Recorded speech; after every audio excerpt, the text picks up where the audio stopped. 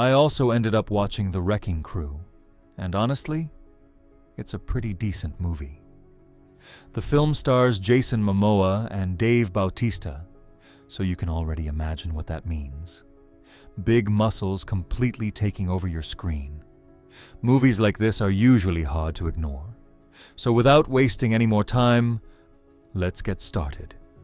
The story opens with a blue van chasing a man named Walter, along with a few Japanese men. Walter is a private investigator, and he is clearly terrified. You can tell he senses real danger. He is carrying a mysterious package or parcel. At one point, he manages to deposit it somewhere, disguises himself, and tries to escape. But suddenly, the blue van slams into Walter with such force that he dies on the spot. After this tragic incident, the news is delivered to James. James is Walter's son and a Navy officer. He is shown his father's dead body, and officially, he is told that Walter died in a hit-and-run accident. However, James shows almost no emotional reaction. The reason is simple. He has been estranged from his father for a long time. He left home years ago and cut off all contact.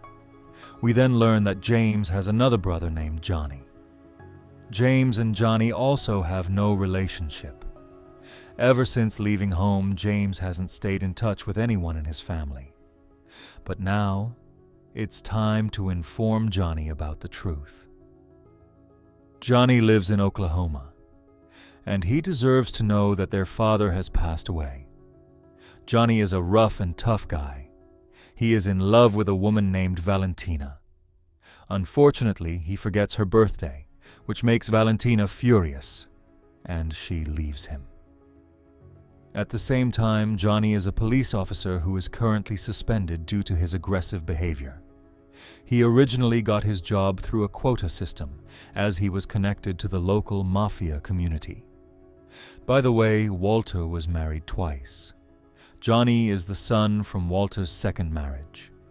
That alone explains why James and Johnny never managed to build a proper brotherly bond. That same night, Johnny is at home drinking heavily, something he does quite often. At that moment, James's wife, Layla, calls Johnny to inform him about his father's death. James himself doesn't want to speak to his brother, so Layla takes responsibility. She asks Johnny to attend the funeral, explaining that it's important for the whole family to be together during such times. But suddenly, two Japanese men break into Johnny's house and try to attack him. These are not ordinary thugs. They are members of the Yakuza. They ask Johnny whether his father sent him any kind of package. If he has it, they demand that he hand it over quietly. Johnny tells them that his father never sent him anything, but the Yakuza don't believe him. They threaten to kill him if he doesn't give up the package. A brutal fight breaks out, and unsurprisingly, Johnny's physical strength is overwhelming. He manages to kill both Yakuza members on his own. The next morning, Johnny attends the funeral, something James did not expect. Later, James finds out that Layla personally requested Johnny to come. According to community traditions, Walter's funeral is held properly, with many members of the community present. From their words, it becomes clear that Walter was a respected man within the community. That's why local gangs and syndicate members are also present, people Johnny absolutely despises. At the funeral, the tension between the two brothers rises again.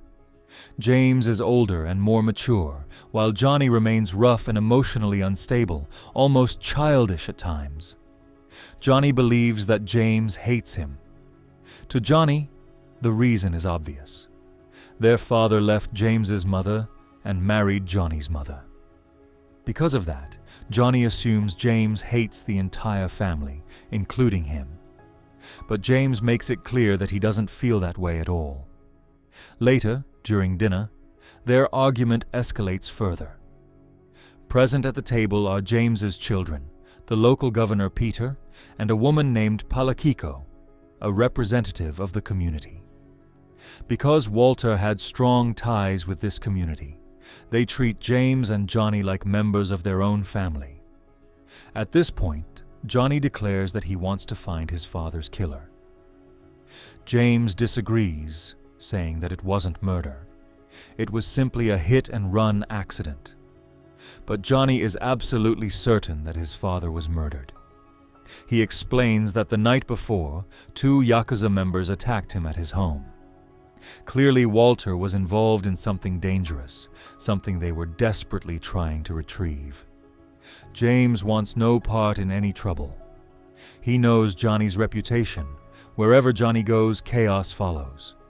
James even considers the attack on Johnny's house to be a personal issue caused by Johnny himself. To James, Johnny represents nothing but problems. But the situation is far more complicated than that. Johnny's mother was murdered in the past, and to this day he still doesn't know who killed her. Now his father is dead as well. If he can't find his father's killer, even after being a police officer, how can he live with himself? He feels like a complete failure. A big part of Johnny's anger comes from the fact that James didn't help him when their mother was murdered. And now, once again, James refuses to support him in uncovering the truth behind their father's death. In reality, both brothers have valid reasons. Both of them are right from their own perspectives.